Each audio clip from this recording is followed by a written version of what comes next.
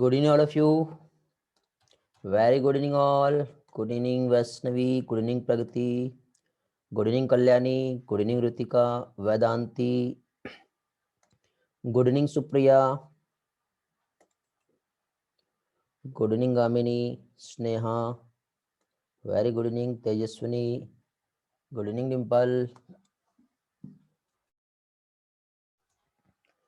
Very good evening, all. Good evening, Harsh.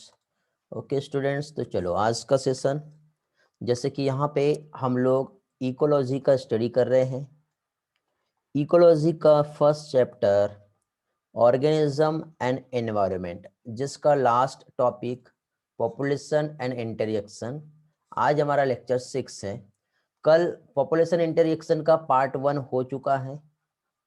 आज हम इसका सेकंड पार्ट जो है ये हम देख रहे हैं। ओके, और फाइनली आज हमारा ये जो चैप्टर है ये कंप्लीट हो जाएगा, और day after tomorrow means this Sunday आप लोगों का जो टेस्ट है उसमें इकोलॉजी के दोनों भी chapter, organism and environment and ecosystem, दोनों भी जो है आएंगे।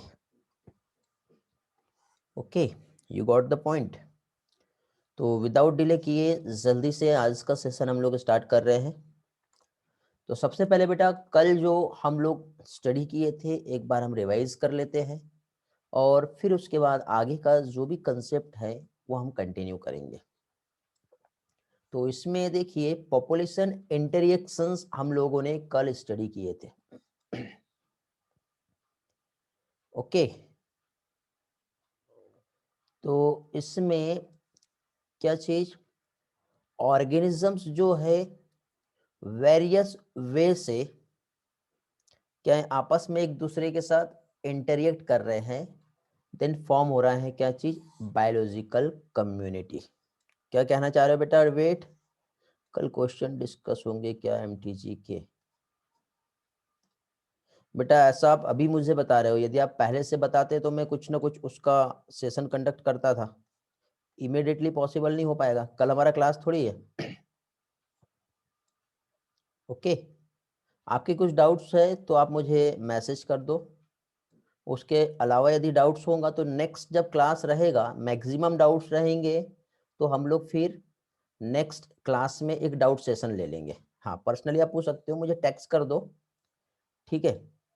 और ये आज ही कर लेना क्योंकि कल मैं बिजी हूँ, कल मैं ऑफिशियली जो है लीव पर हूँ, कल कोई भी क्लास नहीं ले रहा हूँ मैं, ठीक है? तो आज ही आप मुझसे जो भी डाउट है पूछ लेना, और कल भी यदि कुछ आपका रहा तो पूछ लो। यदि मुझे जैसे भी टाइम मिला और फ्री हुआ तो उस टाइम पे मैं आपके लिए टाइम निकाल के मैं आपके डाउट्स को क्लियर करवा दूंगा, ठीक है बेटा? चलो तो स्टार्ट करते हैं, जल्दी जल्दी देखते हैं। तो कल हम लोगों ने बेटा पॉपुलेशन इंटरेक्शन स्टडी किए थे, जिसमें हम लोगों ने एक तो पॉजिटिव और नेगेटिव दो टाइप के पॉपुलेशन इंटरेक्शन हमने यहाँ पर देखे थे। पॉजिटिव मींस जिसमें दोनों भी स्पीसीज को बेनिफिट होगा, या फिर एक को बेनिफिट बट दूसरा अनअफेक्टेड रहेगा। बट नेगेटिव में दोनों हार्म, या फिर एक अनअफेक्टेड रहा तो एक को हार्म होगा, एक बेनिफिटेड रहा तो एक को हार्म होगा। तो ये तीनों भी कंडीशन जो है नेगेटिव रिलेशनशिप में फॉर्म होता है, जिसमें mutualism, competition, predation, parasitism, commensalism और अमेंसलिज्म, ये कुछ एग्जांपल्स आते हैं, जैसे कि आप यहाँ पर पिक्चर्स में देख रहे हो, और ये पिक्चर्स को कल मैंने ऑलरेडी एक्सप्लेन कर चुका हूँ। ओके, इसमें हम लोगों ने साथ ही साथ डेफिनेशन भी देखे थे, और डेफिनेशन में हम लोगों ने एक एक कीवर्ड का डिस्क्रिप्शन क्या है और कौन सी स्पीसीज है जिसमें किसका बेनिफिट है और किसका लॉस है ये देखे थे। जिसमें सबसे पहले आता है म्यूचुअलिज्म, और इसी को कल मैंने एक्स्ट्रा के जितने भी एग्जांपल्स है उसके साथ आप लोगों को समझा चुका हूँ। आज स्पेशली हम लोगों को जो पढ़ना है वो है हमारा कॉम्पिटिशन एंड कॉमेंसलिज्म, बट इसके अलावा बाकी का पोर्शन भी हम लोग यहाँ पे रिवाइज करेंगे। तो इसमें देखिए म्यूचुअलिज्म जो होता है, दोनों भी स्पीसीज जब आपस में बेनिफिट में रहती है, मीन्स ये एक इस टाइप का रिलेशनशिप है जो कि गिव एंड टेक रिलेशनशिप होता है, और इसमें दोनों भी स्पीसीज का ऑब्लिगेटरी रिलेशनशिप होता है। ओके, कैसा ऑब्लिगेटरी रिलेशनशिप होता है, और साथ ही साथ एक फिजिकल कांटेक्ट जो है ये बहुत ही जरूरी होता है। कल मैंने आप लोगों को ये समझाया था। कंपटीशन में दोनों भी स्पीसीज जो हैं जिसको हार्म होने वाला है। प्रीडेशन में एक स्पीसीज प्रेडेटर होता है जिसको बेनिफिट मिलता है, दूसरी प्रे होती है जो हमेशा हार्म होंगी। तो इस तरह से यहाँ पे जो सिंबल है एक पॉजिटिव रहेगा और दूसरा नेगेटिव आएगा। पैरासिटिज्म में एक पैरासाइट है जो हमेशा बेनिफिट में रहेगा और होस्ट जो रहेगा जिसपे पैरासाइट अफेक्ट करता है वो हमेशा हार्म रहेगा। कमेंसलिज्म में एक बेनिफिटेड है बट दूसरे को कोई भी लेना देना नहीं है, फायदा हो तो ठीक ना हो तो ठीक, जनरली अनअफेक्टेड ही रहता है। इस तरह से साइन पॉजिटिव एंड जीरो का यहाँ पे फॉर्म होगा। और लास्ट आता है अमेंसलिज्म, इसमें एक हार्म होगा, दूसरे को कोई लेना देना नहीं, वो तो फायदा भी ले सकता है और अनअफेक्टेड भी रह सकता है। तो ये वाला रिलेशनशिप, ये वाला रिलेशनशिप, ये वाला और ये वाला मीन्स 1 2 3 4 चारों के चारों जो है ये नेगेटिव में आते हैं। मीन्स पॉजिटिव में सिर्फ एक म्यूचुअलिज्म है और दूसरा कमेंसलिज्म है, ये दोनों भी पॉजिटिव इंटरएक्शन में आएंगे। किस में आएंगे? ये पॉजिटिव इंटरएक्शन में आएंगे। चलो तो आगे देखते हैं यहाँ पे हम लोग, जिसमें सबसे पहले हम लोगों ने प्रीडेशन क्या होता है ये समझे थे। सबसे पहले आप लोग मुझे प्रूडेंट का मीनिंग क्या होता है ये बताएंगे जल्दी से। रिस्पॉन्स करेंगे जल्दी से, चाहो तो वॉइस में एक्सेस ले सकते हो, हैंड रेस करो, वॉइस में एक्सेस लो या फिर चैट पे रिस्पॉन्स करो क्विकली। 46 स्टूडेंट अभी तक ज्वाइन कर चुके हैं। वेरी गुड, रुतिका का आंसर आ गया है। ग्रेट, तेजस्विनी का भी आंसर आ गया है। बाकी लोग सो रहे लगता। कामिनी का नेटवर्क स्लो है। वेरी गुड सुप्रिया, आपका भी आंसर सही है। अरे सोने वाले जाग जाओ, इधर ध्यान दो। फॉर्मेलिटी नहीं करो क्लास में प्रेजेंट रहने की, लीव कर जाओ, नहीं तो क्यों नेट बर्बाद कर रहे हो अपना, दूसरी जगह काम में लेना। गुड बेटा, श्रुतिका, मृणाली, प्राची को क्वेश्चन रिपीट करना है। बेटा ये प्रूडेंट का मीनिंग क्या होता है ये पूछ रहा हूं मैं, प्राची।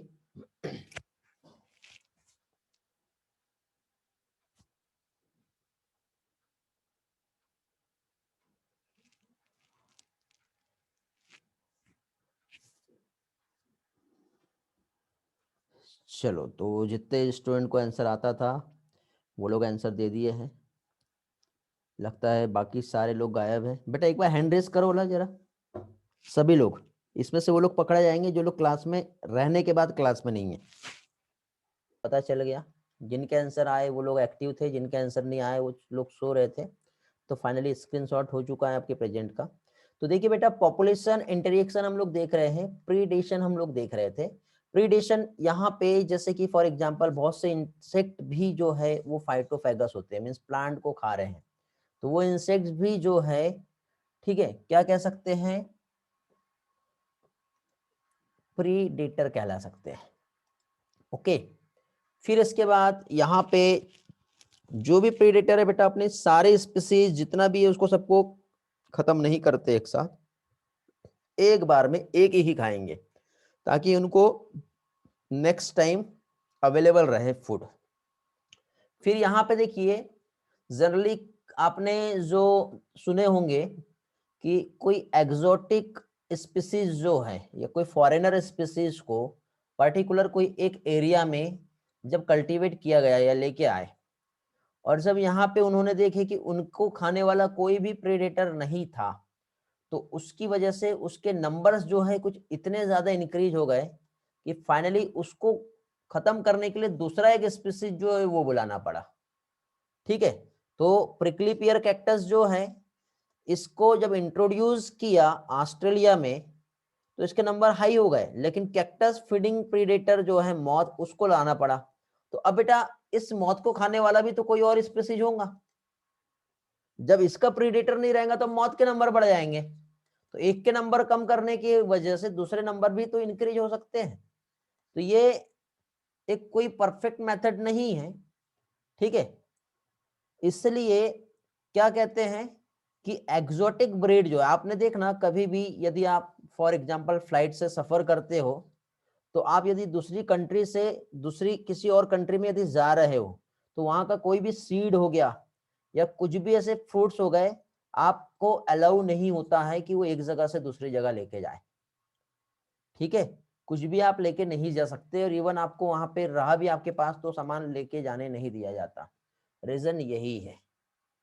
ठीक है, जैसे कि टेरर ऑफ बंगाल का नाम भी आपने सुने, वाटर हस्यांत का। या फिर बेटा एक टाइम पे जब अकाल पड़ा था ना हमारे यहाँ, तो मैक्सिको से हम लोगों को जो है क्या चीज, वीट जो है ये लेके आना पड़ा। तो मैक्सिको से वीट तो लेके आए, लेकिन जो कैरोट ग्रास जो होता है, गांजर घास जिसको बोलते हैं, पार्थेनियम की स्पीसीज जो है, ये भी उस वीट के साथ आ गया। तो आज देखना आपके हर जगह पे सबसे ज्यादा कैरोट ग्रास जो है बहुत ज्यादा मिलते हैं। ठीक है, ये एक्सोटिक स्पीसीज है ना बेटा, तो इसका कोई भी प्रेडेटर यहाँ पे अवेलेबल नहीं है जो उसको खाए, तो इसलिए उसके नंबर जो है अनलिमिटेड बढ़ रहे हैं और हमारी सॉइल की फर्टिलिटी को बहुत ज्यादा अफेक्ट कर रहे हैं। हाँ, एलर्जेटिक भी है वो। ठीक है, और हमारा सॉइल फर्टिलिटी को अफेक्ट कर रहे हैं। वीट को ग्रो होना चाहिए, बट वीट की जगह पे बाकी सारा वो हर जगह पे वही ग्रो कर जाते हैं, तो हमारी क्रॉप की फील्ड में आधे से ज्यादा जो पॉपुलेशन है तो उसी का बढ़ चुका है।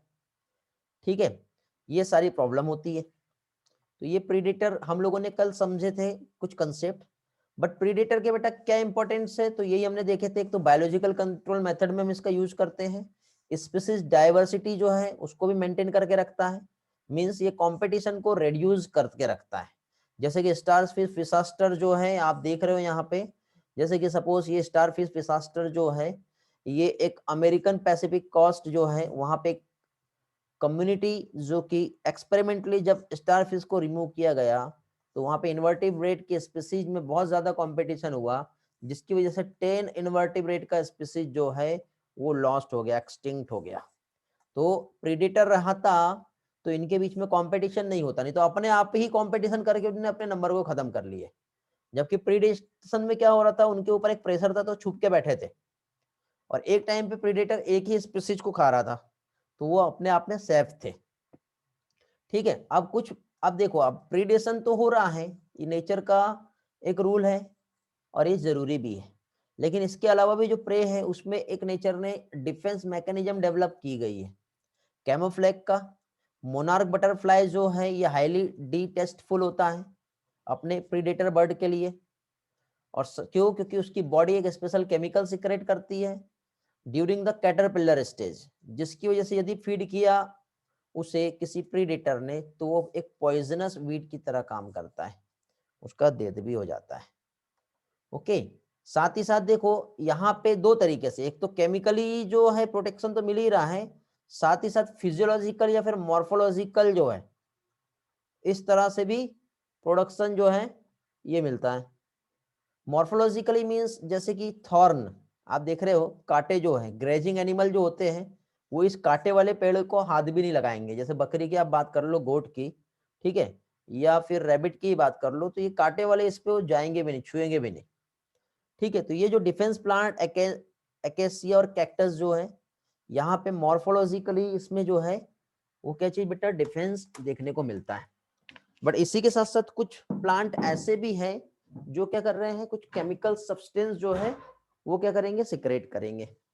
ठीक है, जैसे कि कैलोट्रोपिस का हम लोगों ने कल एग्जांपल्स देखे थे, जो कि एक कार्डियक ग्लाइकोसाइड्स, ठीक है, ये सिक्रेट करता है, जिसकी वजह से जो प्रीडेटर है उसका डाइजेस्टिव सिस्टम भी अफेक्ट हो जाता है। ओके, फिर इसके बाद नेक्स्ट हम लोगों ने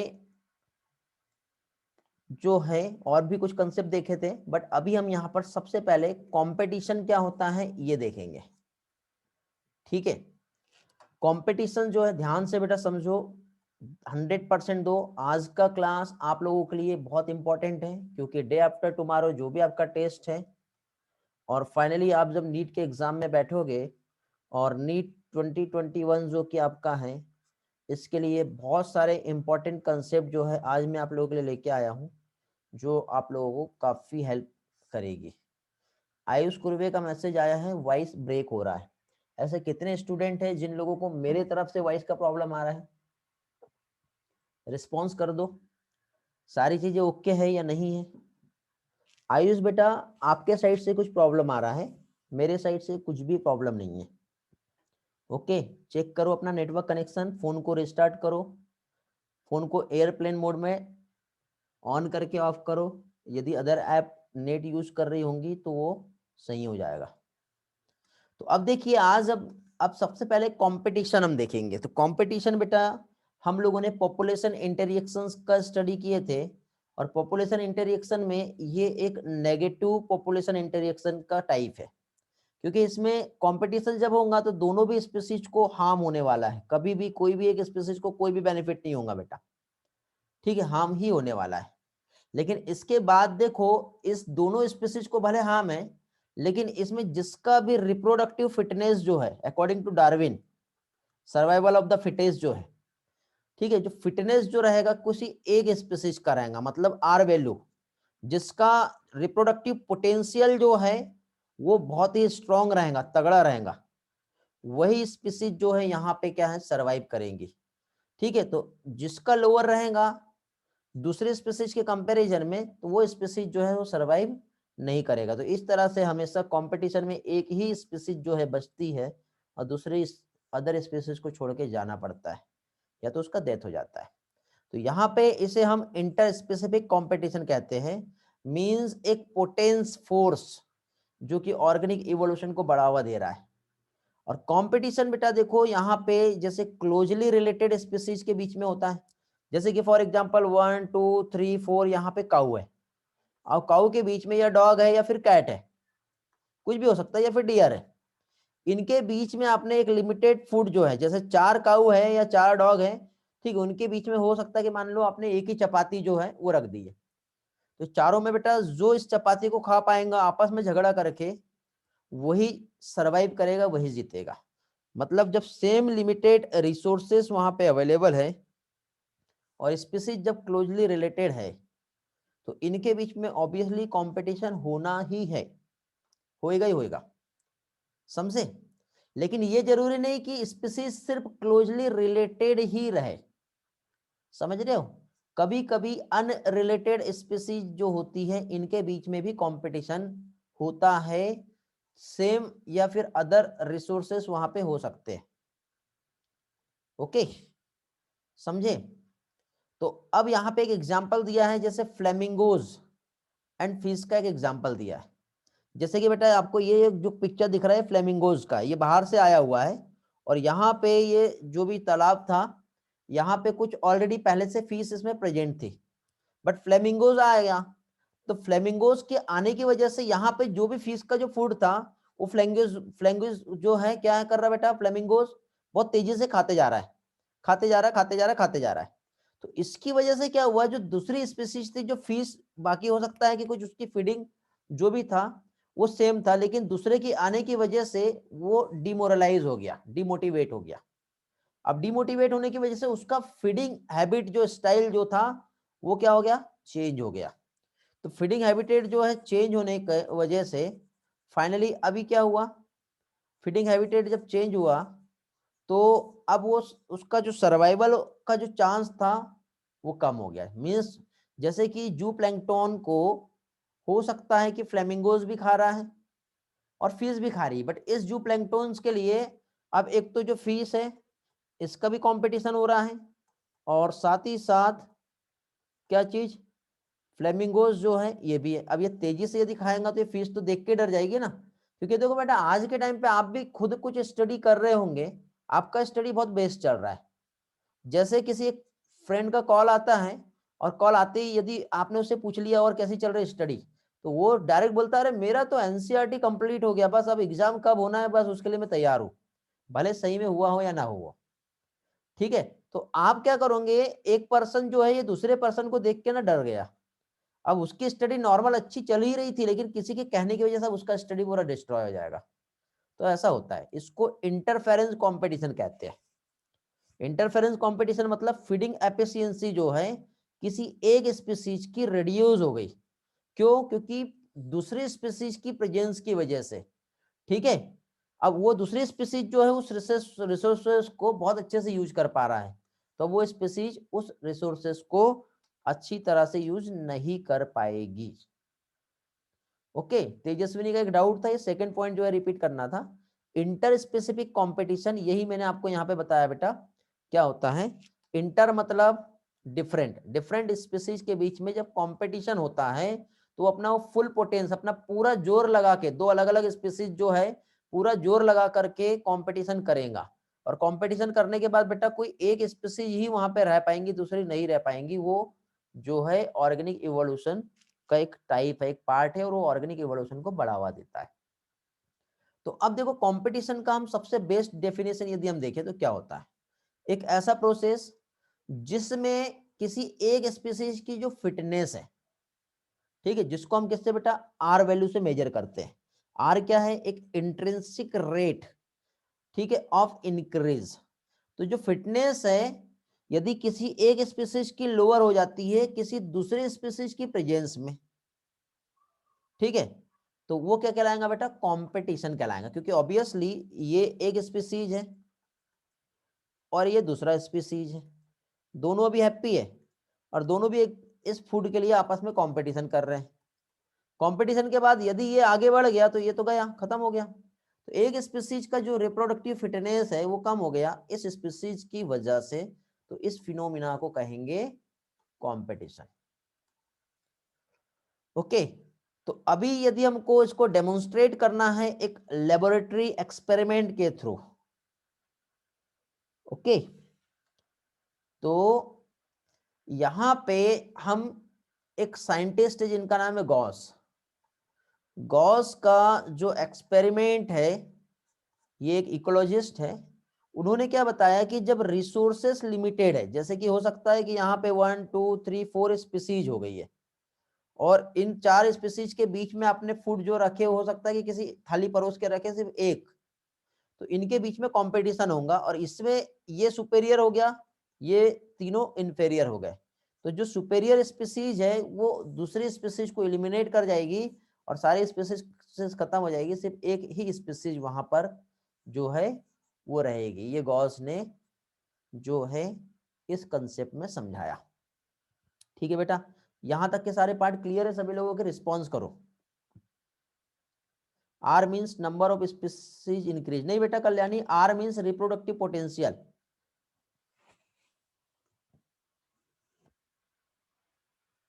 चलो वेरी गुड, ग्रेट, सभी लोगों के क्लियर हैं। आगे बढ़ते हैं फिर हम।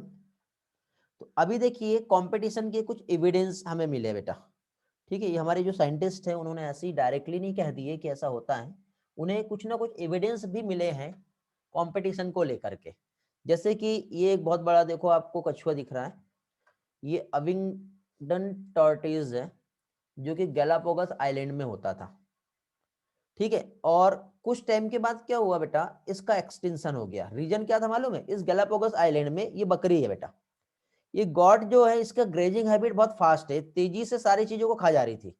लेकिन इस टर्टल की हम बात करें तो क्या हो रहा था बेटा, ये तेजी से उसका ग्रेजिंग स्पीड बहुत कम था।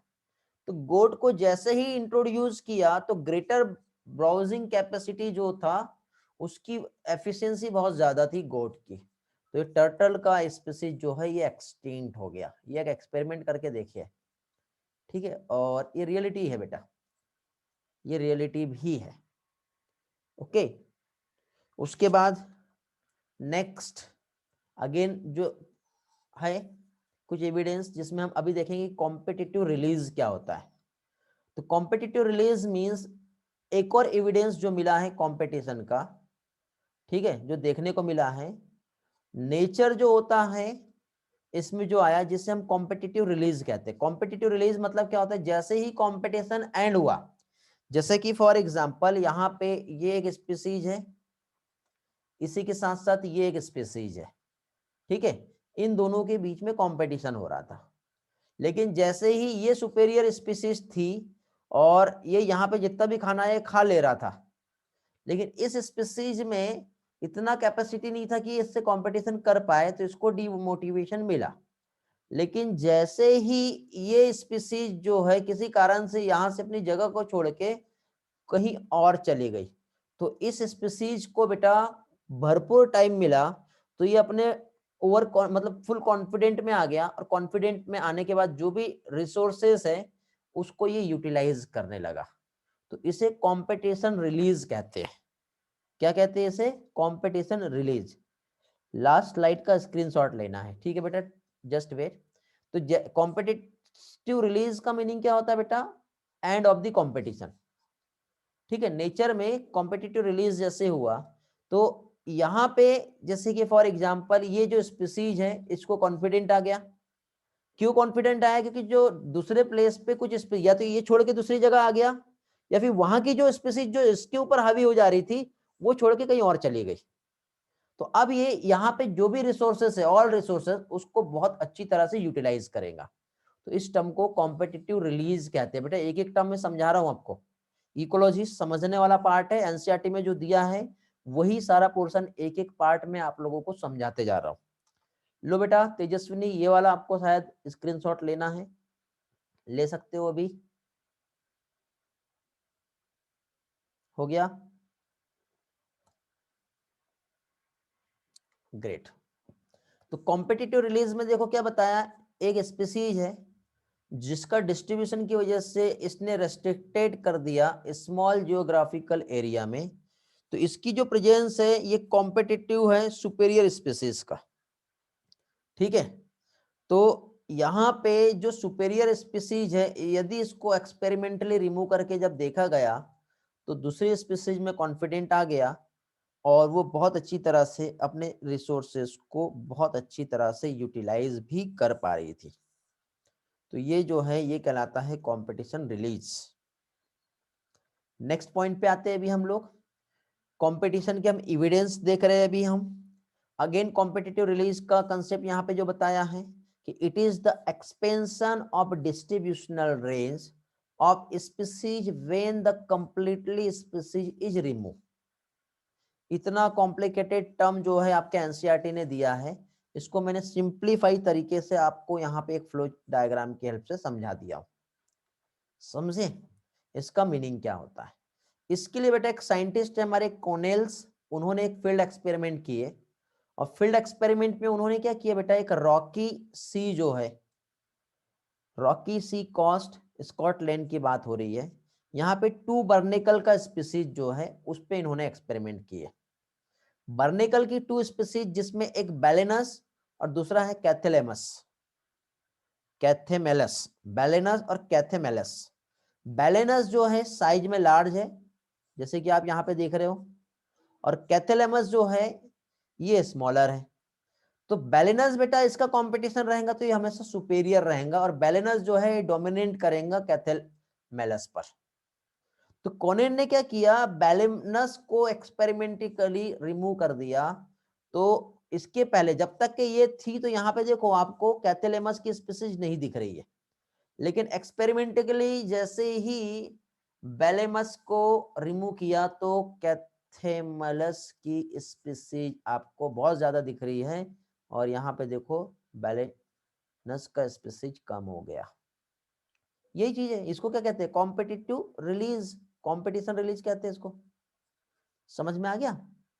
क्योंकि उसने अब फुल पोटेंशियल से सारे रिसोर्सेस को यूज करना स्टार्ट कर दिया और अब वो फुल पोटेंशियल से वो सरवाइव कर पाएगा। तो ये एक कंपटीशन के ये भी एविडेंस यहाँ पे मिले हुए हैं। ओके, अगेन एक आता है बेटा exclusion principle.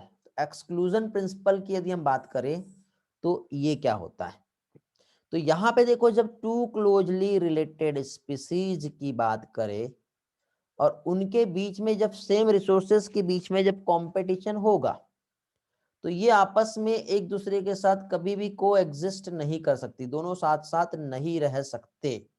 Closely related species है, रिसोर्सेज जब सेम है, जैसे कि आप देख रहे हो ये क्लोजली रिलेटेड स्पीसीज है और रिसोर्सेज जब सेम है, उनको यही रहना, यही खाना, यही पीना है, ये सारी चीजें, तो इनके बीच में होने वाला है कंपटीशन और कंपटीशन की वजह से जो भी इंफीरियर स्पीसीज है वो इवेंचुअली एलिमिनेट हो जाएगी। ओके, लेकिन ये कब, जब सेम रिसोर्सेस हैं, ठीक है, और दिस में be true in limited resources, तब की बात हो रही है। लेकिन अब यहां पे क्या हुआ बेटा, इसमें कुछ स्पीसीज ने कंपटीशन को फेस करने की जगह उसको अवॉइड किया, उनने आपस में जुगाड़ कर लिए, साझेदारी, एक सौदा, हिस्सेदारी।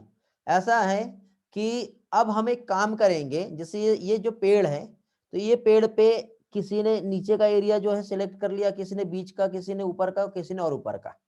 किसी ने एक तो ये डे हैबिट, और किसी ने क्या किए, उन्होंने आपस में कुछ ऐसी साझेदारी कर ली कि भैया मॉर्निंग के टाइम पे तुम खाना खा लो, नाइट के टाइम पे मैं खा लूंगा, आफ्टरनून के टाइम पे मैं फीड कर लूंगा। तो इस तरह से उन लोगों ने आपस में जो को एग्जिस्टेंस जो है रेदर देन द एक्सक्लूजन, जिसे हम कहते हैं रिसोर्स पार्सनिंग, पार्टीशनिंग। तो रिसोर्स पार्टीशनिंग का मतलब होता है कि रिसोर्स यदि लिमिटेड है और उसके बाद भी स्पीसीज अपने कंपटीशन को अवॉइड करना चाहती है, तो उन लोगों ने जो अपना फीडिंग टाइम है और फॉरेजिंग पैटर्न जो है उसको डिफरेंट कर लिया। जैसे कि भाई तू फ्लावर खा ले, तू झाड़ पत्ती खा ले, तू रूट खा ले, तू सीड खा ले, तू फ्रूट खा ले। इस तरह से तू दिन में निकल जा, तू रात में निकल जा, तू दोपहर में निकल जा। तो इस तरह से इन लोगों को आपस में एक दूसरे के सामने एक ही चीज के लिए साथ में आना नहीं पड़ेगा, और जब साथ में आना नहीं पड़ेगा तो साथ में रहेंगे नहीं, तो कंपटीशन ही नहीं होगा, झगड़ा ही नहीं होगा। समझौता कर लिया उन लोगों ने। तो इस टाइप के समझौते को रिसोर्स पार्टीशनिंग कहते हैं। वेरी वेरी इंपॉर्टेंट, याद रखना बेटा। नीट 2021 आपके इसमें आप लोगों को ये वाला क्वेश्चन आने वाला है, मैं ये बता रहा हूं। रिसोर्स पार्टीशनिंग क्या होता है ये पूछा जा सकता है। फ्लेमिंगोज वाला एग्जाम्पल भी पूछा जा सकता है। दो चीज अच्छे से याद रखेंगे। तो यहाँ पे बेटा ये कैसे पॉसिबल हुआ, तो यहाँ पे देखो एक मैक अर्थर जो है एक साइंटिस्ट है, उन्होंने एक 5 क्लोजली रिलेटेड एक स्पीसीज थी जिसका नाम था वार्बलर्स, जो कि ट्री पर लाइव करती थी, और उनको कंपटीशन को अवॉइड करना था और साथ ही साथ को एग्जिस्ट उन्हें रखना था। तो उन्होंने एक बिहेवियरल डिफरेंस जो है अपने अंदर क्रिएट किए, अपनी किस चीज के लिए बेटा, फॉरेजिंग एक्टिविटी के लिए, और उन्होंने अपने आप को मेंटेन किए, जो कि क्या कहलाता है, रिसोर्स पार्टीशनिंग। ओके। एक बेटा एक पैरामीशियम का भी एग्जांपल एनसीईआरटी ने दिया है, मैंने स्लाइड में मेंशन नहीं किया, बट मुझे अभी याद आ रहा है। ठीक है, बाद में देखते हैं, या फिर आप पढ़ना, नहीं समझ में आएगा तो मुझसे पूछना। तो ये जो था, ये था हमारा बेटा कंपटीशन। कंपटीशन समझ में आ गया है सभी लोगों को। दो चीज देख ली हमने, प्रीडेशन कल पढ़ाया था, आज मैंने रिवाइज करा दिया। साथ ही साथ अभी मैंने आप लोगों को कंपटीशन जो है ये भी पढ़ा दिया। नीड नहीं थी बोर्ड पे इस पोर्शन को समझाने की, क्योंकि सारा एग्जाम्पल पर बेस्ड है, इसलिए मैंने सारी चीजें समझा दिया। तेजस्विनी का डाउट आ रहा है, लास्ट पेज, लास्ट पॉइंट समझाना है। देखो लास्ट पॉइंट बेटा ये है, ये जो आपको स्पीसीज जो है, ठीक है, एक बर्ड होता है बेटा जिसे कहते हैं वार्बलर्स, ठीक है, वार्बलर्स जो भी है। तो मैक अर्थर ने यहाँ पे इस पे एक्सपेरिमेंट करके फाइंड किए कि इनकी 5 क्लोजली रिलेटेड स्पीसीज थी। तो ये 5 क्लोजली रिलेटेड स्पीसीज इन्होंने क्या किए, भैया तू दिन में निकल, तू रात में निकल, तू दोपहर में निकल, तू शाम को निकल, तू पत्ती खा ले, तू झाड़ खा ले, तू कुछ खा ले, तू फ्रूट्स खा ले, तू रूट खा ले। इस तरह से इन्होंने आपस में साझा कर लिया। ठीक है, ये मैं आपको रिसोर्स पार्टीशनिंग का एग्जांपल जो है वो समझा रहा था। यही दिया है बेटा तेजस्विनी यहाँ पर। ठीक है बेटा, समझ में आ गया। आज 8 student as compare to last class कम दिख रहे हैं मुझे। ओके, चलो ग्रेट। तो अब हम लोग बेटा पैरासिटिज्म, वैसे तो ये कल पढ़ा दिया हूं मैंने, बट स्लाइड से मैं एक बार रिवाइज करा दे रहा हूं आप लोगों को। पैरासिटिज्म में हम लोगों ने देखे थे कि पैरासाइट ये होस्ट स्पेसिफिक होते हैं। क्या होता है इसका मीनिंग बताएंगे जल्दी से।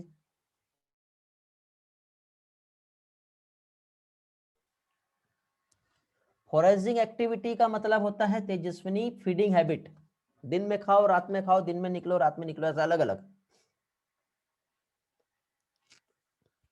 होस्ट स्पेसिफिक का मीनिंग पूछ रहा हूं मैं, जल्दी से बताएंगे बेटा।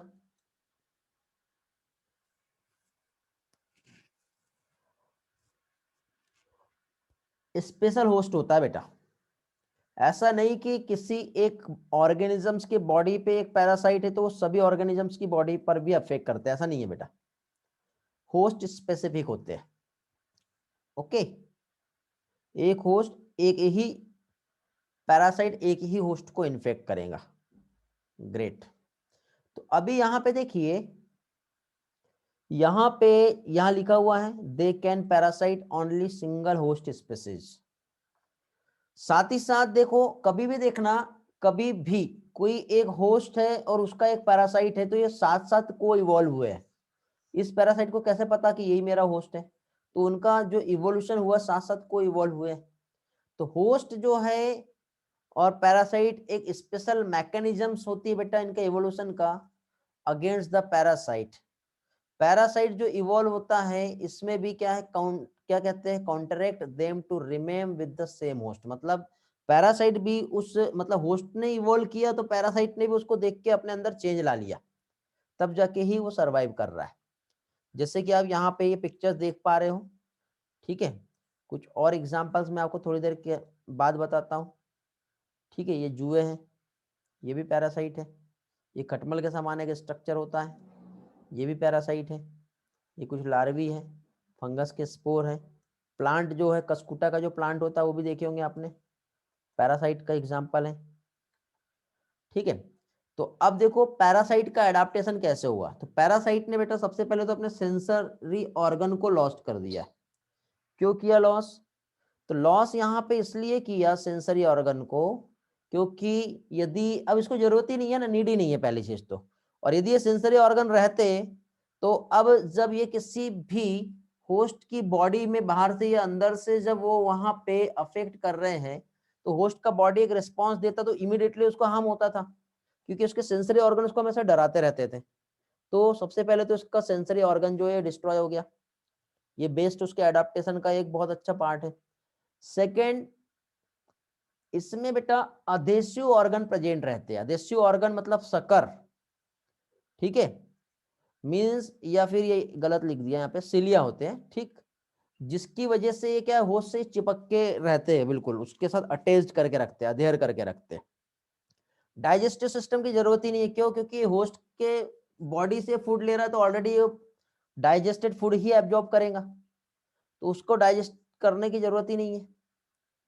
दूसरा, हाईली रिप्रोडक्टिव कैपेसिटी है। देखना, यदि एक बैक्टीरिया हमारे बॉडी के अंदर गया तो इमीडिएटली उसके नंबर बढ़ा लेता बहुत जल्दी जल्दी, ताकि 10 बैक्टीरिया वो किल भी हो जाए हमारे बॉडी के इम्यून सिस्टम की वजह से, तो एक बैक्टीरिया भी रह गया तो और अपने नंबर को बढ़ा सकता है।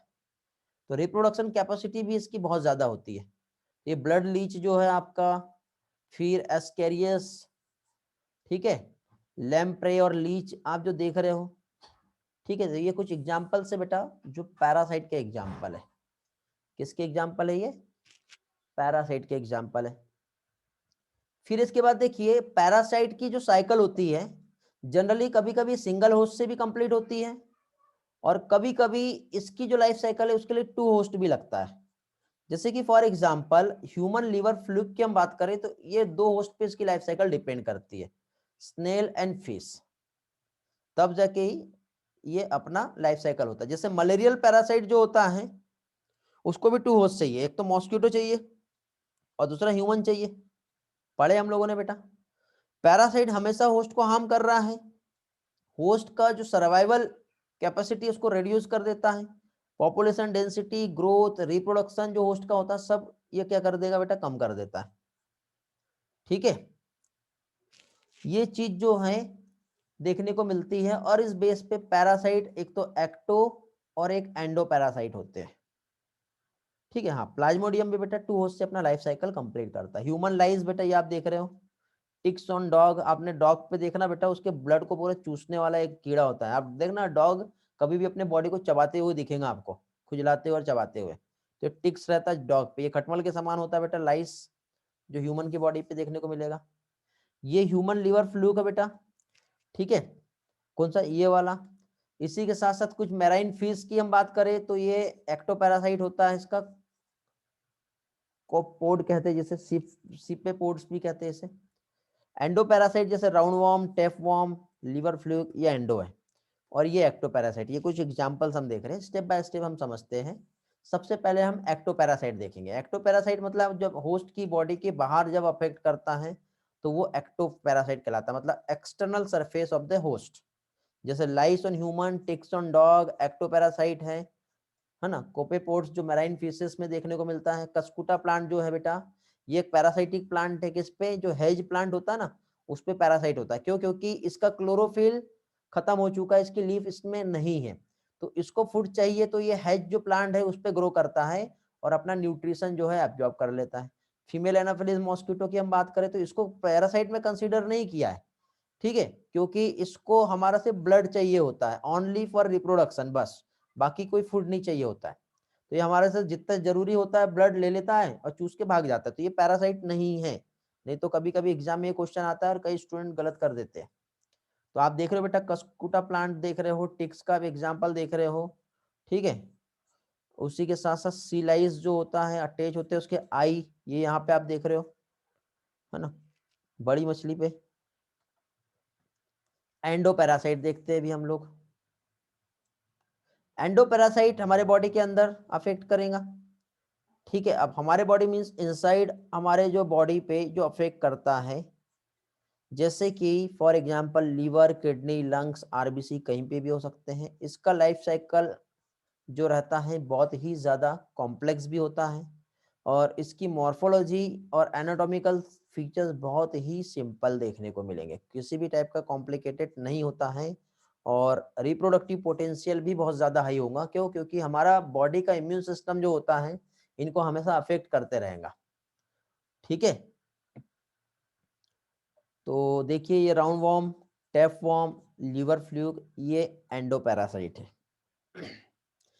एक कल मैंने आप लोगों को ब्रूड पैरासिटिज्म बताया था, जिसमें मैंने आपको ये बताया था कि जैसे कि फॉर एग्जांपल कुकू, कोयल और क्रो। तो कोयल क्या करती है बेटा, ये अपने अंडे जो है क्रो के नेस्ट पे जाके दे देती है, बट देखो उसमें कंडीशन ये है कि दोनों के अंडे एक जैसे ही दिखना चाहिए, तब जाके ये ब्रूड पैरासिटिज्म को फॉलो करेंगे, ठीक है। उसके बाद क्या होगा, जब क्रो यहाँ पे आके बैठेगा तो उसको प्रॉपर इंक्यूबेशन के लिए टाइम मिल जाता है और इस तरह से ये एग भी जो है इंक्यूबेट हो जाता है। तो जो पैरासाइटिक बर्ड जो होता है अपने एग को ले कर रहा है नेस्ट ऑफ द होस्ट में, तो होस्ट क्या कर रहा है बेटा, उस एग को इंक्यूबेट कर पाता है, ठीक है। तो बेटा जो इवोल्यूशन भी हुआ होगा, जो एग जो था इस पैरासाइट बर्ड का, वो भी इवॉल्व होके होस्ट के एग के समान बन गया, तब जाके ही तो ये पॉसिबल हो पाया। उसका साइज देख लो आप, उसका कलर देख लो, जिसकी वजह से ये जो होस्ट बर्ड है वो कभी भी उसको डिटेक्ट नहीं कर पाएगा कि ये मेरा अंडा है या किसी और का, और उसको वहां से फॉरेन एग को ऐसा लात मार के बाहर गिराएगा नहीं, ऐसा कभी नहीं होता। नहीं तो ऐसा रहता तो उसको गिरा देता था ना, बट ऐसा नहीं हुआ। तो ब्रूड पैरासिटिज्म जो देखने को मिलता है कुकू और क्रो के बीच में, समझे। तो ये एक एग्जाम्पल है। फाइनली अब नेक्स्ट पोर्शन पे आते हैं हम लोग और अभी हम लोग देखेंगे कमेंसलिज्म क्या होता है। कमेंसलिज्म बेटा एक पॉजिटिव रहेगा और दूसरा अनअफेक्टेड रहेगा। इस टाइप का पॉजिटिव रिलेशनशिप जो होता है कमेंसलिज्म कहलाता है। जैसे कि ऑर्किड का प्लांट इपीफाइट होता है, किस पे बेटा, मैंगो पे। जैसे कि सपोज ये मैंगो का प्लांट है और इस मैंगो के प्लांट पे एक ऑर्किड का प्लांट ग्रो किया, मैंगो को ना तो फायदा है उससे ना ही नुकसान है, लेकिन बदले में ये उस पर सिर्फ रह रहा है, इसको चूस नहीं रहा बेटा।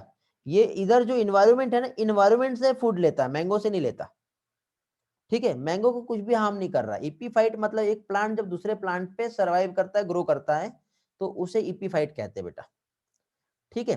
तो ये ऑर्किड का जो प्लांट है सिर्फ मैंगो के प्लांट पे सिर्फ रहता है, लेकिन ये जितना जो मॉइस्चर है या जो फूड है या वाटर, ये बाहर के सराउंडिंग मॉइस्चर से ही जो है वो कलेक्ट करता है। बर्निकल्स जो होता है बेटा, जो वेल वेल तो बहुत बड़ी है बेटा और बर्निकल्स छोटे हैं, तो बर्निकल्स जो है इस वेल पे उस बर्निकल्स को रहने की जगह मिल गई। बर्निकल्स को कोई हानि और कोई नुकसान नहीं है, कोई हार्म नहीं हो रहा है, कोई लॉस नहीं हो रहा है, ठीक है, ओनली उसको जगह मिल गई रहने की, ठीक है। अब यहाँ पे देखो एक एग्जांपल दिख रहा है कैटल इरगोट और ग्रेजिंग कैटल। तो ये जो है ग्रेजिंग कैटल है और ये कैटल इरगोट, ये देखो व्हाइट व्हाइट से आपको छोटे छोटे जो दिखाई दे रहे हैं। तो इनमें हो क्या रहा है कि ये जब ये गाय यहाँ पे जब चर रही है, ग्रेजिंग कर रही है, तो इनके पैरों की वजह से एक तो ये जो बड़े बड़े ग्रासेस थे वो मुड़ गए और इनके अंदर जितने भी इंसेक्ट थे बाहर उड़ के बाहर आ गए।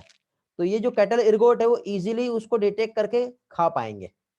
तो ये जो है इनको तो फायदा हो गया, बट इसको ना तो हार्म हुआ ना ही बेनिफिट हुआ, समझे। तो कैटल जब मूव करती है उस वेजिटेशन से तो इंसेक्ट बाहर निकलेंगे, तो यदि कैटल नहीं रहती तो एर्गोट जो रहता है, ठीक है, वो इंसेक्ट को कैच करने में डिफिकल्ट करते थे, बट अभी ऐसा नहीं है।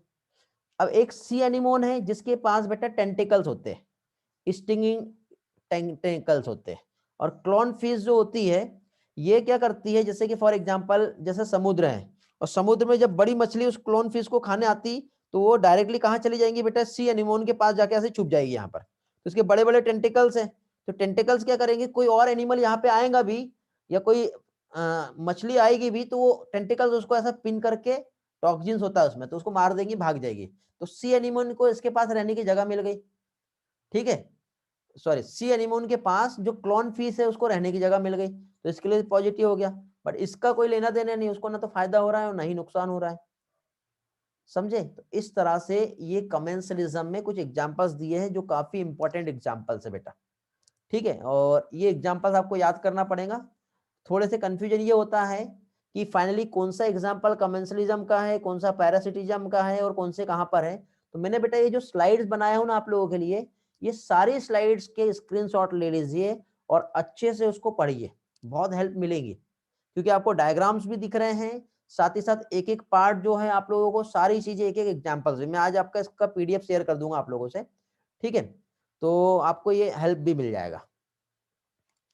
चलो आगे बढ़ते हैं, नेक्स्ट आते हैं हम म्यूचुअलिज्म पर, ठीक है। अब म्यूचुअलिज्म की हम बात करें तो म्यूचुअलिज्म भी हम लोगों ने वैसे तो कल स्टडी कर लिए थे, बट एक बार हम लोग स्लाइड से रिवाइज कर लेते हैं। म्यूचुअलिज्म में मैंने आपको क्या बताया था बेटा, दोनों का पॉजिटिव रिलेशनशिप, दोनों का साथ में रहना जरूरी है, कोई एक नहीं रहा तो दूसरा भी नहीं रह पाएगा, ये ऑब्लिगेटरी रिलेशनशिप है, ठीक है। तो जैसे लाइकेन और माइकोराइजा हमने देखे थे, पिक्चर्स में आप देख रहे हो बेटा, ये लाइकेन, ठीक है, और ये mycorrhiza. Mycorrhiza means root of the higher plant, और उसके साथ जब फंजाई रह रही है, लाइकेन मीन्स एल्गी और फंजाई का रिलेशनशिप, तो ये दोनों भी जो है हेल्प कर रही। तो फंगस जो है, और यदि एल्गी हम देखें तो एल्गी या साइनोबैक्टीरिया ये फोटोसिंथेसिस कर पाती है, और फोटोसिंथेसिस करके जो फंगस है उसको फूड दे रही है। तो फंगस क्या कर रहा है, ये बेटा मिनरल्स को एब्जॉर्ब करती है और एल्गी को देती है। एज इट इज यहाँ पर भी हायर प्लांट की रूट जो है और फंजाई, तो फंजाई को जो न्यूट्रिएंट चाहिए, मिनरल चाहिए, वो इधर से पहुंचा दे रहा है, और जब फोटोसिंथेसिस कर रहा है तो वो फंजाई को फोटोसिंथेसिस करके फूड के एब्जॉर्प्शन में हेल्प करता है। तो इस तरह से ये एक रिलेशनशिप माइकोराइजा और लाइकेन का जो आता है म्यूचुअलिज्म में। चलो आगे पढ़ाने के पहले एक बार मैं रिस्पांस चाहता हूँ बेटा, सभी लोगों को यहाँ तक के क्लियर हो गया है, रिस्पांस करो, कहीं ऐसा तो नहीं कि मैं पढ़ाए जा रहा हूँ और आपका कुछ ज़्यादा पता ही नहीं है। 52 स्टूडेंट मुझे दिखाई दे रहे हैं, वेरी गुड, चलो ग्रेट यार, ऐसे चैट जल्दी जल्दी ऊपर जाते हैं ना, मुझे बड़ा अच्छा लगता है, ऐसा लगता है कि नहीं आप लोग हो क्लास में और समझ रहे हो, ध्यान दे रहे हो। चलो वेरी गुड। सुजल बेटा थोड़ी देर पहले कहाँ गायब थे आप जब मैंने हैंड रेस करने के लिए कहा था?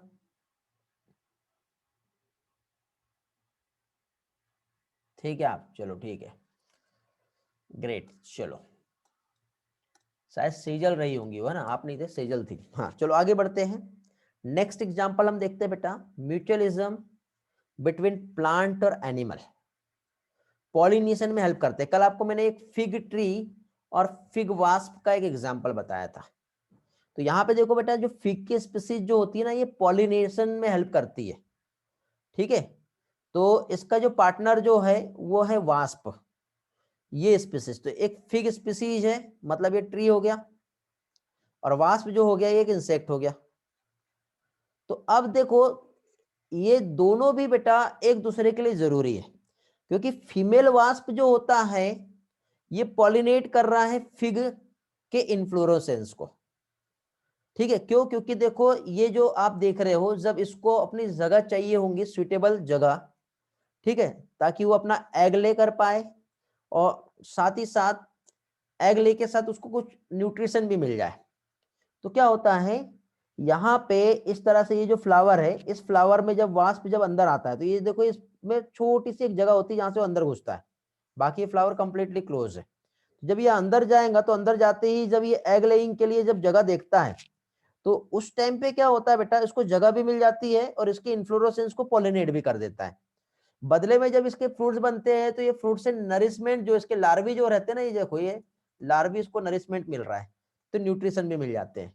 तो फिग जो है बेटा ये ऑफर कर रहा है वास्प को, ताकि सीड डेवलप हो रहे हैं तो वास्प के लार्वी को फूड मिल जा रहा है, साथ ही साथ उसको एग ले की जगह भी मिल जा रही है, साथ ही साथ उसका जो इन्फ्लोरोसेंस है उसको क्या किया इसने, पॉलिनेट भी कर दिया। तो इस तरह से फिग ट्री और फिग वास्प का एक म्यूचुअलिज्म रिलेशनशिप होता है, दोनों भी पॉजिटिव रिलेशनशिप रहेगा, दोनों का एक दूसरे के बिना काम नहीं चल सकता बेटा, दोनों का रहना साथ में जरूरी है। फिर एक और एग्जांपल हमने देखे थे बेटा ऑर्किड का, ऑर्किड ऑफाइरस मैंने कल पढ़ाया था आपको। तो देखो बेटा ध्यान से देखो, ये ऑर्किड का एक प्लांट है और ये एक बी है, ठीक है, बी एंड बम्बल बीज, ठीक है। तो बम्बल बीज जो है ये इंसेक्ट ये से पॉलिनेट करता है। अब ये देखो इस कंडीशन में तो पॉलिनेट नहीं कर पाएगा, तो यहां पे ऑर्किड जो है, ठीक है, ये रिवार्ड ऑफर नहीं कर रहा है, लेकिन क्या किया इसने अपने अंदर के स्ट्रक्चर को कुछ इस तरह से बदल लिया। देखो तो इसमें जो इसका एक पेटल होता है, सारे पेटल नहीं, एक पेटल जो होता है वो फीमेल बी के समान दिखाई देता है, और जब फीमेल बी के समान जब दिखाई दे रहा है, देखो ये इस तरह से उसको जो दिख रहा है ना दूर से, ये ऐसा लग रहा है, आप भी जज नहीं कर पाओगे, आपको ऐसा लगेगा कि नहीं बाहर से कोई तो भी एक इंसेक्ट यहाँ पे आके बैठ गया, ध्यान से देखो ऐसा लग रहा है ना, बट नहीं है ऐसा। एक जो इसका पेटल जो होता है, ठीक है, एक सिंगल पेटल वो फीमेल इंसेक्ट के समान दिखाई दे रहा है, और जब दूर से ये वाला जो फीमेल इंसेक्ट है जब इसने उसको देखा तो वो वहां पे अंदर पहुंच जाएगा, और अंदर पहुंचते ही अब यहाँ पे क्या हो रहा है, तो देखो यहाँ पे क्या है, सेक्सुअल इंटरकोर्स करने के लिए वो पहुंचेगा वहां पे, उसको ऐसा लग रहा है कि फीमेल भी है, तो यहाँ पे ये इस तरह से डायरेक्टली पहुंच गया। तो जब ये स्यूडो कॉपुलेशन करेगा तो उस टाइम पे डस्टिंग कर देता है पॉलन को। तो यहाँ पे देखो क्या टर्म यूज किया हुआ है बेटा, म्यूचुअलिज्म प्लांट और एनिमल के बीच में जो है, ठीक है। तो पॉलिनेशन और seed dispersion, sexual deceit ऑफाइरस species जो है, तो इसका वन पेटल जो होता है इस फ्लावर का, ये फीमेल बी के समान, उसका साइज, उसका कलर, उसकी मार्किंग में दिख रहा है, ठीक है। तो मेल बी आएगा तो क्या करता है बेटा, वो सीडो कॉपुलेट हो जाता है वहां पे उसका, और फ्लावर जो है उस टाइम पे क्या है, उसमें पॉलन को डस्ट कर देता है। तो बी का जो है बेनिफिट स्यूडो कपलेट हो गया, और अनदर फ्लावर जो है उसने क्या किया बेटा, ट्रांसफर कर दिया पॉलन को, ठीक है। तो इस तरह से यहाँ पे फीमेल बी यदि हम देखें तो कलर पैटर्न यदि मान लो चेंज कर लेता है, इवोल्यूशन हो गया मान लो, और फीमेल बी ने कलर पैटर्न चेंज कर लिया, तो बताओ ये मेल बी तब भी उस प्लांट के पास जाएगा क्या, नहीं। तो फिर बेटा पॉलिनेशन का सक्सेस कम हो जाएगा, इसलिए इस ऑर्किड ओपाइरस के प्लांट को भी बेटा इवॉल्व करना पड़ेगा, ताकि वो अपने उस रिजेम्बलेंस को मेंटेन कर पाए और उसका पेटल फीमेल बी के समान दिखते रहे, तब जाके ये प्लांट अपने एग्जिस्टेंस को बनाए रखेगा। और नेचर में ऐसा हुआ भी है और ऐसा हो भी रहा है। अब आप सोचो कि इस प्लांट को कैसे मालूम कि फीमेल बी कैसे दिखती होगी, लेकिन वो अपने पेटल को उस तरह से बना पा रहा है, समझ गए। तो इस तरह से यहाँ पे ये प्रोसेस हो रही है, और फाइनली आज का आपका ये जो चैप्टर है वो कंप्लीट होता है। ओके, कुछ क्वेश्चंस है, 10 मिनट है हमारे पास, तो 10 मिनट में कुछ क्वेश्चंस हम लोग अभी डिस्कस करेंगे फाइनली, जो काफी आप लोगों के लिए हेल्पफुल रहेंगे। ठीक, रिस्पॉन्स कर दो बेटा जल्दी से। चैप्टर हमारा कंप्लीट हो गया, एक एक पार्ट मैंने आपको बहुत अच्छे से समझाया हूं। Very good, great. हर किसी का एक एक पार्ट क्लियर हो चुका है, किसी को कुछ पूछना है नहीं? चलो सभी के रिस्पॉन्स मिल रहे हैं मुझे, पॉजिटिव रिस्पॉन्स है, ग्रेट।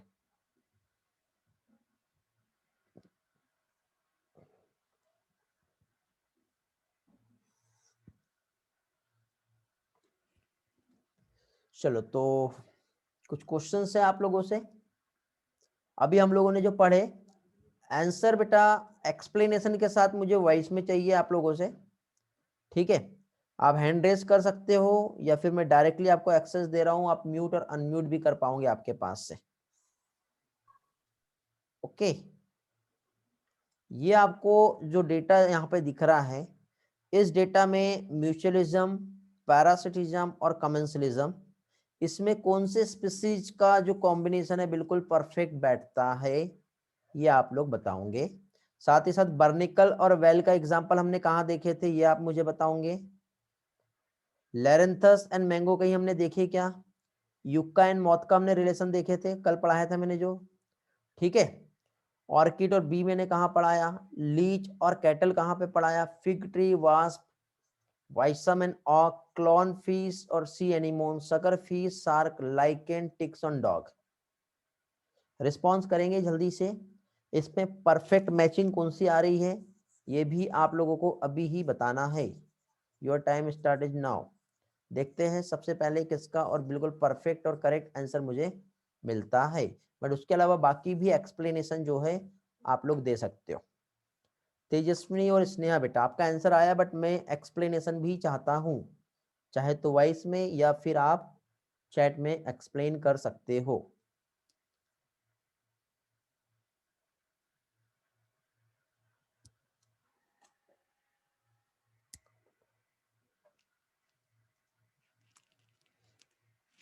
जल्दी से, और क्लास छोड़ के ना भागे, क्योंकि लास्ट के एंड तक के आप लोगों को कुछ ना कुछ हेल्प मिलेगी।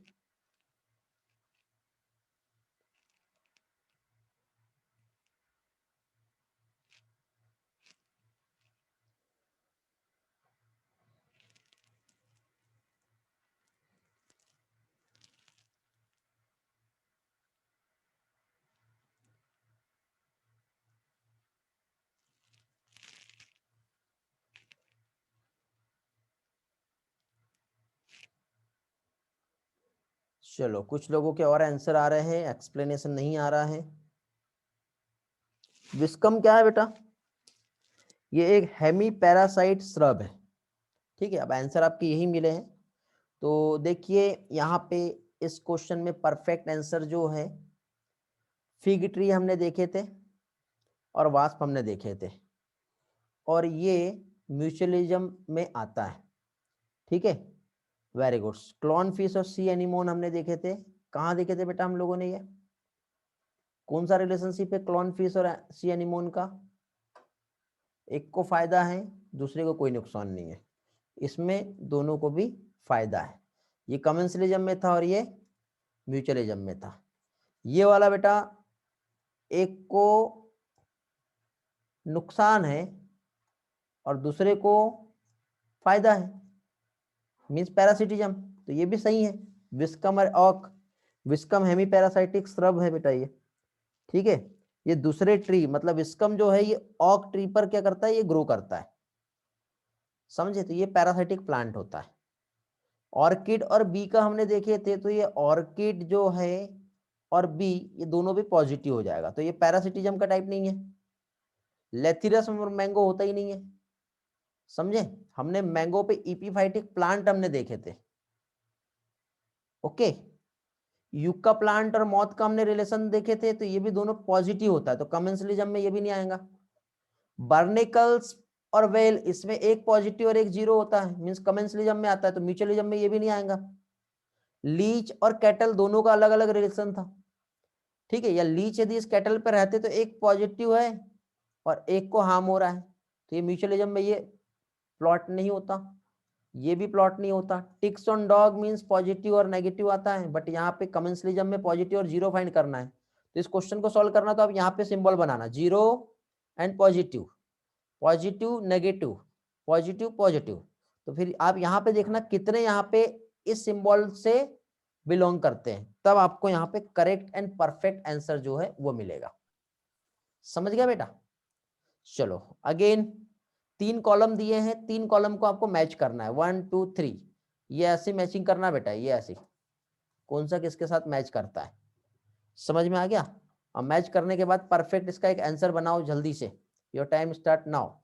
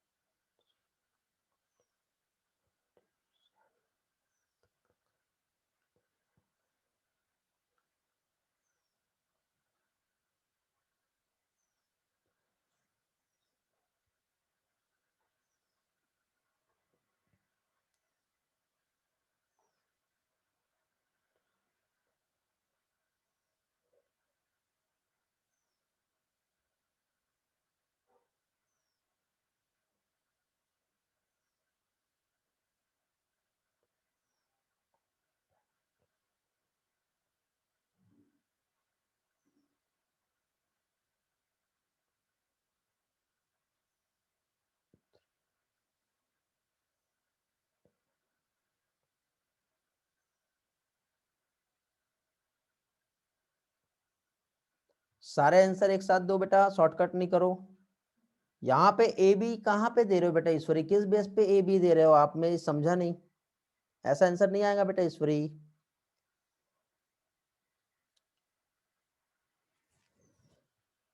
तीन कॉलम को मैच करना है बेटा, गलती से हो गया, तीन कॉलम को मैच करना है। अभी समझा, ठीक है, चलो ट्राई करो जल्दी से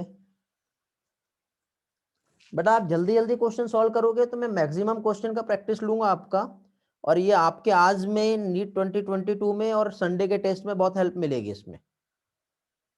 और जो लोग है क्लास में एटलीस्ट उनको फायदा तो मिलेगा ही मिलेगा। और आंसर मुझे सारे के सारे एक साथ दो।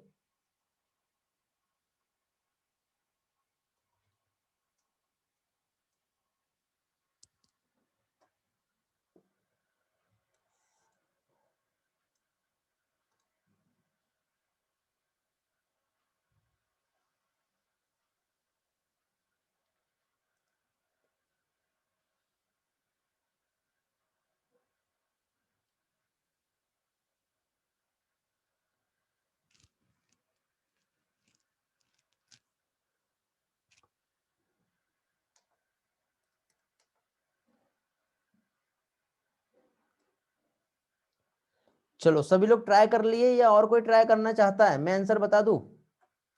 सुप्रिया का आंसर आया है, चलो देखते हैं सही है कि सुप्रिया का आंसर।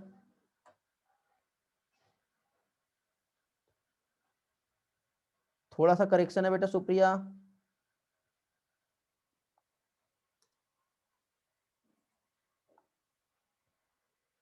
सुजल चेक करो आप एक और बार। डिंपल का आंसर आया है,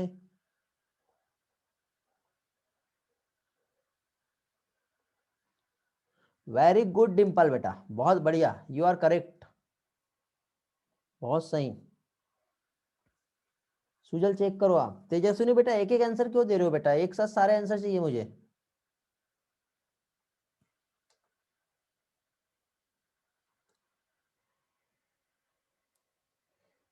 चलो सभी लोग आंसर दो, फिर मैं एक्सप्लेन कर रहा हूं, फिर सभी लोग अपने अपने आंसर वहां पे चेक करेंगे सही है या फिर गलत है।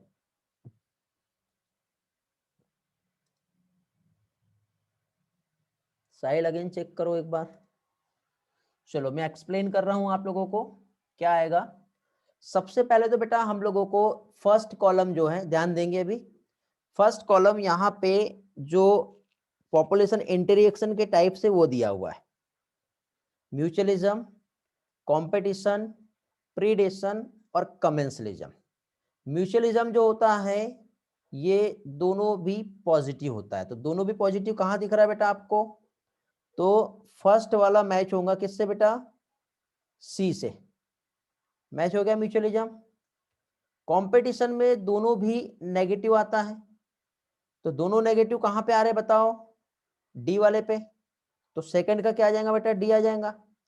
प्रीडेशन में एक को फायदा होगा और एक को हार्म होगा, समझे, तो ये यहां पे आ जाएगा, तो थर्ड का क्या हो जाएगा, ए हो जाएगा। और कमेंसलिज्म जो है इसमें एक को फायदा होता है बट एक अनएफेक्टेड होता है, तो इस तरह से फोर का बी आ जाएगा।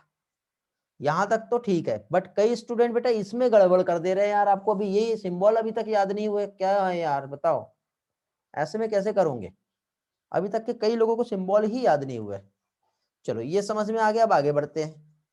अब इसके बाद हम लोगों को एग्जाम्पल्स देखना है।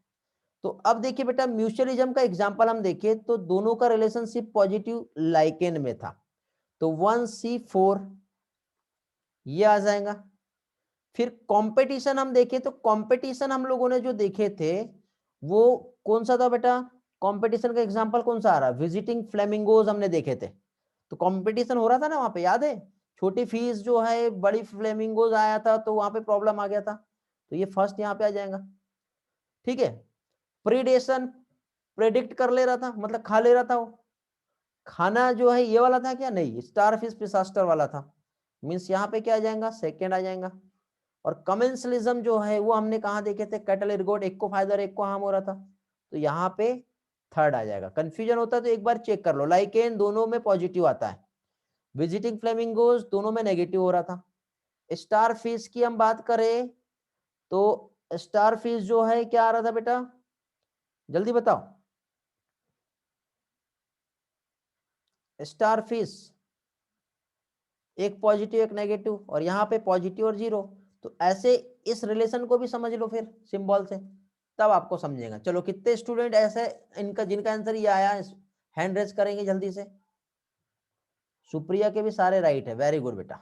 Raise your hand, 3 participant, Dimple, Harsh and Rutika, Supriya, Tejaswini, इतने स्टूडेंट जो है जिनका करेक्ट हुआ, वेरी गुड बेटा, बहुत बढ़िया। चलो हैंड ओवर कर सकते हो। नेक्स्ट क्वेश्चन, क्वेश्चन देख लो ध्यान से क्या दिया हुआ है,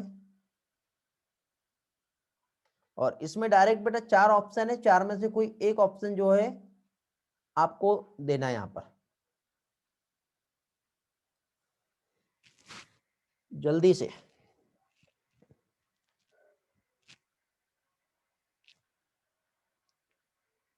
ऑप्शन 1, कोड एरिया में रहने वाले स्मॉल साइज के होते हैं क्या, और लार्ज एरिया में रहने वाले लार्ज वॉल्यूम के होते हैं क्या, सही है ये। एलन रूल याद आ रहा है आपको, एलन रूल।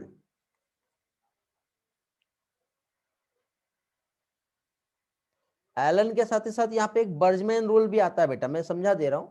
बर्जमैन रूल के अकॉर्डिंग देखो, जो वार्म एरिया में रहने वाले जो एनिमल थे वो स्मॉल साइज के, और लार्ज सरफेस एरिया जो है लार्ज वॉल्यूम, ठीक है। इस तरह का यहाँ पे रिलेशन बनता है। इसका करेक्ट आंसर थर्ड आएगा, ये हम लोग पढ़े नहीं है बट याद रखोगे आप लोग, ठीक है, वार्म एरिया वाला आया है, ठीक है। चलो नेक्स्ट क्वेश्चन पे आते हैं हम लोग। अब ये क्वेश्चन है बेटा, ठीक है, यहाँ पे ए बी सी और D fill in the blank type का क्वेश्चन है। आपकी एनसीईआरटी अच्छे से पढ़ के हो गई होंगी, तो इस क्वेश्चन को आप बहुत अच्छे से सॉल्व कर सकते हो। चलो बताइए, वर्टिकल डिस्ट्रीब्यूशन यदि हम डिफरेंट स्पीसीज का हम देखें ये इस तरह से, तो क्या कहलाता है ये। ए में क्या आएगा, ए में बताओ, जल्दी करो यार, बहुत सारे क्वेश्चन है हमारे पास। वेरी गुड, रुतिका का आंसर आ गया, सही है। उसके बाद is defined as the amount of biomass और organic matter produce per unit area over a time period by plant during the photosynthesis. Great, थोड़ी देर के बाद मैं आपके सामने ऑप्शन भी शेयर कर रहा हूं। Gross primary productivity minus respiration क्या हो जाएगा यहाँ पे, वेरी गुड। फिर डी क्या है, D is define the rate of formation of new organic matter by consumer. Great, बहुत बढ़िया। चलो बताओ इसमें से कौन सा आ रहा है फिर ऑप्शन। अब डायरेक्ट ऑप्शंस बताएंगे मुझे जल्दी से।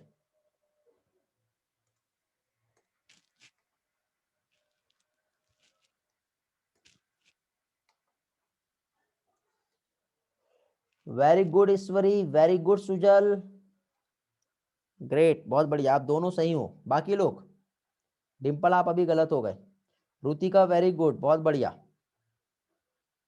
स्नेहा आप गलत हो। स्ट्रेटिफिकेशन, प्राइमरी प्रोडक्टिविटी, नेट और सेकेंडरी, करेक्ट ऑप्शन इसका जो है वो सेकंड आएगा। चलो एज इट इज सिमिलर, फिर से एक और क्वेश्चन सेम यहां पे आपको देना है, ए बी सी और डी। जल्दी जल्दी आप ऑप्शन देंगे, फिर उसके बाद फिर से मैं आपके सामने एक जो स्लाइड है एज इट इज सिमिलर वैसे मैं डिस्प्ले करूंगा, ठीक है। ऑप्शन ए, डिकम्पोजर जब कॉम्प्लेक्स ऑर्गेनिक मटेरियल को ब्रेक करता है सिंपल फॉर्म में, ये एक साथ आएगा बेटा, ये ऐसा, ठीक है, अलग पॉइंट में आ गया। और न्यूट्रिएंट जो है इस प्रोसेस को क्या कहते हैं, वेरी गुड, आंसर आया ईश्वरी का सबसे पहले। फिर डेड प्लांट रिमेन जो है, जो बार्क, फ्लावर और डेड रिमेन्स वो सारी चीजें होती, फीकल मैटर, ये क्या कहलाता है, अगेन ईश्वरी का क्वेश्चन आया, वेरी गुड। फिर डेट्रिटिवर्स जो ब्रेक करता है डेट्रिटस को, तो उस प्रोसेस को क्या कहते हैं बेटा, ऑप्शन सी। अब यहां गड़बड़ हो रहे होंगे आप बी और सी को लेकर के, ओके। और by the process option D, water soluble inorganic nutrient सीधे नीचे चले जाते हैं, क्या होता है वो, वेरी गुड। चलो बताओ इसमें से कौन सा ऑप्शन करेक्ट है फिर।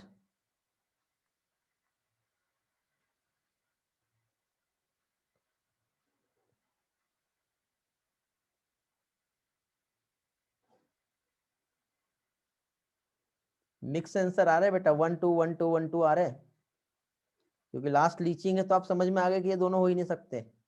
यहाँ पे आप कंफ्यूज हो रहे हो। डिकम्पोजिशन के टाइप से बेटा फ्रेगमेंटेशन आता है उसमें, तो फिर कंफ्यूज क्यों हो रहे हैं? आंसर सेकंड आएगा इसमें, फर्स्ट क्यों जा रहे हो? अभी भी गलती कर रहे हैं, मैं बता ही जा रहा हूँ। फ्रेगमेंटेशन इस डिकम्पोजिशन का टाइप है, तो डिकम्पोजिशन मेन कभी भी नहीं होगा, यहाँ पे कभी नहीं होगा, यहाँ पे आ सकता है, बीच में थोड़ी आएगा वो। समझे? चलो, तो आपका नेक्स्ट क्लास का टाइम हो गया वैसे तो, डिस्कशन तो और भी करना था, बट फाइनली आज हम यहीं पे क्लास को एंड करेंगे। ठीक है, और मिलते फिर नेक्स्ट लेक्चर में। ऑल द बेस्ट तब तक के लिए, और अच्छे से स्टडी करके बेटा इस बार प्लीज 300 प्लस लाने की कोशिश करो। क्वेश्चन लेवल टफ है, मैं पहले बता दे रहा हूँ, बट एनसीईआरटी के कंसेप्ट पर ही है। ठीक है, मजा आया सॉल्व करने करके? Very good. ऐसे बेटा एग्जाम में भी मजा आने वाला है आपको, ऐसे सब एग्जाम में मिलेंगे इस बार आपको, नीट 2021 में भी, और हमारे 2 दिन के बाद जो टेस्ट है आपका डे आफ्टर टुमारो तब भी। ठीक है, सॉल्व कीजिए, अच्छा रिजल्ट लाइए, अपने आप को प्रूफ कीजिए। डिमोटिवेट नहीं हुई है बेटा, कई स्टूडेंट डिमोटिवेट होके भागते जा रहे हैं, बट आप जो लास्ट तक के बना रहा बेटा, जो कंसिस्टेंसी रखेगा, वो लाइफ में बहुत आगे जाएगा। ठीक है, मेंटेन करो अपने आप को। ओके बेटा, thanks for joining, bye bye, have a nice day, have a great day, bye all.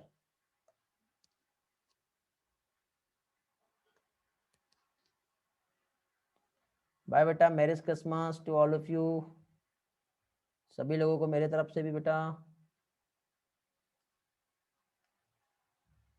Enjoy करो आप भी, हैप्पी हैप्पी मैरिज क्रिसमस।